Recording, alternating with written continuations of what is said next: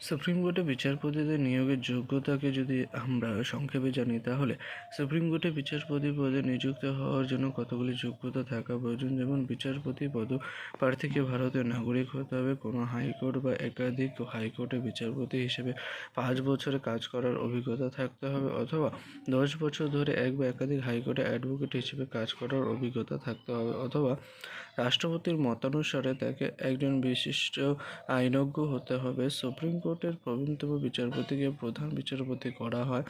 প্রবীণতার নীতিকে অগ্রাহ্য করা হয়েছে এমন নজিরও আছে। অজিতনাথ রায়কে প্রধান বিচারপতি হিসেবে নিয়োগের ক্ষেত্রে এই নীতি মানা হয়নি।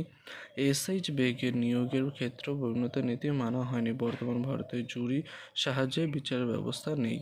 কলেজিয়াম সিস্টেমে বিচারপতিদের নিয়োগ, এটিকে বিচারপতি নিয়োগ পদ্ধতি বলা হয়। চালু 1990 সালে সুপ্রিম কোর্ট কলেজিয়াম। সুপ্রিম কোর্টের প্রধান বিচারপতির নেতৃত্বে 4 জন সিনিয়র